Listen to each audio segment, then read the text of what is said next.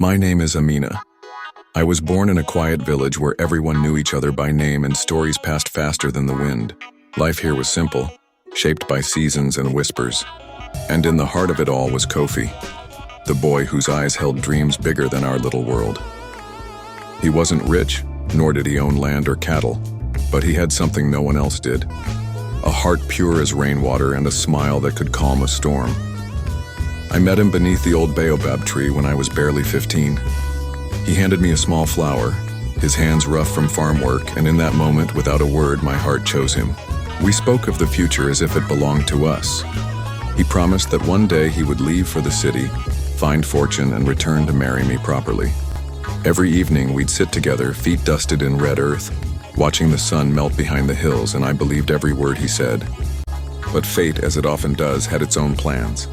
One heavy evening, with clouds hanging low and the scent of rain in the air, Kofi told me it was time. He would leave at dawn, chasing those dreams we spoke of. I clung to him, tears burning my eyes, fear and hope tangled inside me. "Wait for me," he whispered.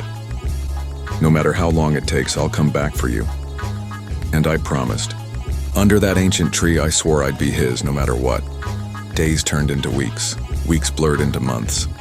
Every evening I went to the baobab, watching the dusty path for a figure that never came. At first the village women pitied me, offering soft words and empty hope. But pity soon soured into ridicule. Whispers followed me like shadows. "She's wasting her youth. He'll never come back." My mother's eyes grew heavy with worry, and even my father's silence spoke louder than words. I held on, believing love was enough. But hunger and shame are powerful forces. One by one, suitors came. Among them was Malik, a wealthy trader with more cows than I could count. He wasn't cruel, but his eyes held no warmth for me. Still, the elders spoke of duty and family honor. I resisted as long as I could, my heart aching for the boy I once knew. But as seasons shifted and no word from Kofi came, the weight became unbearable. On the night of my betrothal, I stood before the mirror, dressed in colors I didn't choose, my face painted to hide sorrow. My reflection was a stranger. I thought of the promises whispered under that tree, the nights spent waiting, and the boy with dirt on his hands and stars in his eyes. But by then, my choice was no longer mine.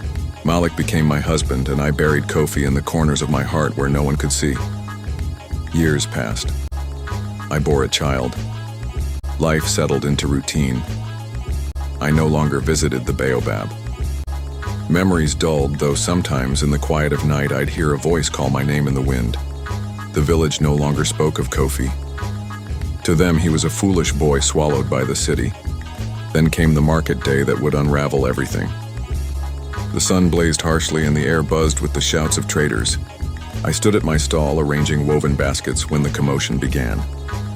A beggar, filthy and gaunt, stumbled into the square. His clothes hung in tatters, his hair a matted mess. Children laughed cruelly. Women jeered, some threw stones. The men mocked, calling him cursed.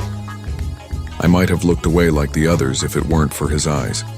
Dark, hollow, yet hauntingly familiar. They locked onto mine, and a strange chill gripped my heart. His gaze didn't beg for pity. It searched, pleaded, and something inside me stirred. My hands trembled. I took a step forward, unsure why, ignoring the snickers of the crowd.